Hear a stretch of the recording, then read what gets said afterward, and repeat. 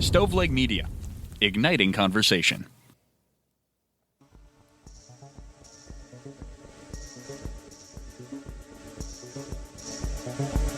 Welcome to True Crime to Go. What can I get for you?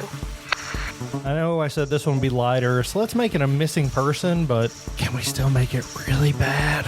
That would be great. Thanks, bye. Pull up to the second window and we'll see you next crime. Welcome to True Crime to Go. I am John here with Jamie, has a new nickname, Jamie the Dirty Liar Boggs. As far as we know, nobody's died in this case yet, so going from 2 murders to no murders is in the right direction. Can we agree on that? I have a daughter the same age as this kid that went missing, so this one just hits different. But yeah, let's talk about it. And this is super local to us as well. There was a 13-year-old girl from Rockcastle County, Kentucky, who disappeared for more than 2 months. And the man that she was found with has now been charged with her kidnapping. This stretched from Mount Vernon, Kentucky, the Appalachian Hills, all the way to Silver Spring, Maryland, crossing state lines and putting multiple law enforcement agencies to work to try to solve this. Again, she was found safe, but this story is far from over.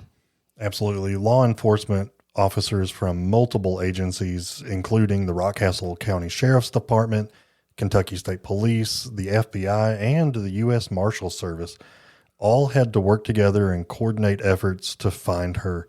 And like you said, this went on for 2 months. This was insane. So, Jamie, I guess just start out at the beginning. What happened? Yeah, mid-October, this 13-year-old girl, and her name is out there in the media. Usually minors' names are kept private, but this is Wynter Wagoner, was last seen at her home in Rockcastle, and she disappeared. And most of the time, police immediately think it could be a runaway. It's probably somebody local. But in this situation, it got really weird. The day after Christmas, law enforcement got a tip that changed everything. They got a phone call that pointed toward Montgomery County, Maryland, and that's when they focused their effort. They found Wynter alive inside the residence with a 30-year-old man named Christian Alexander Delgado.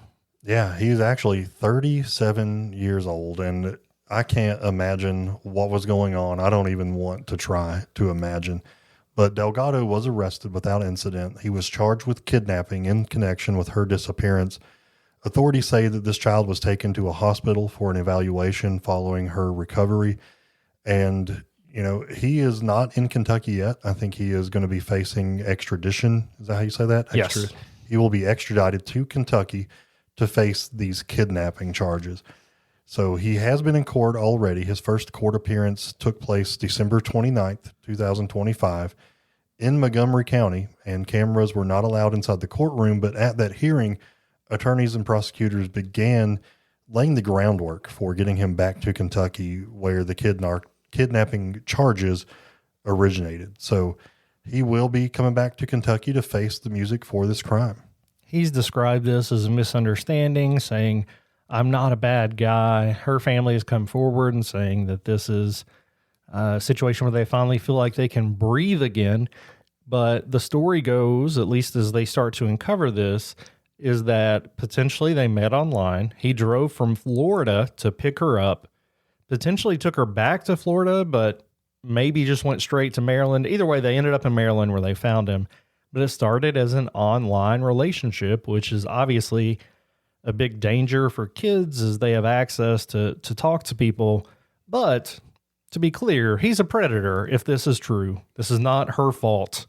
We do need to caution kids about what they're doing online, but that doesn't clear anything he has done if this indeed happened as it seems to have. I think this is going to be one of those stories that will slowly but surely evolve, and we will get a clearer and clearer picture of what was going on.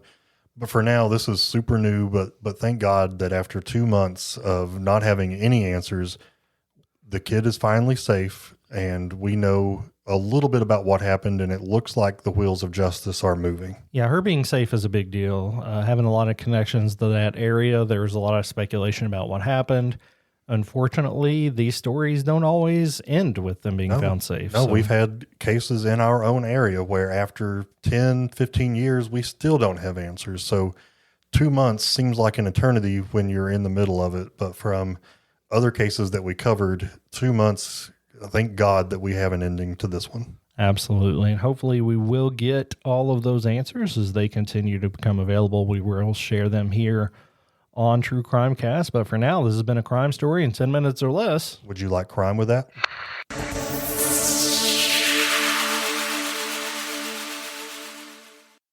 You've listened to True Crime Cast, distributed by Stoveleg Media.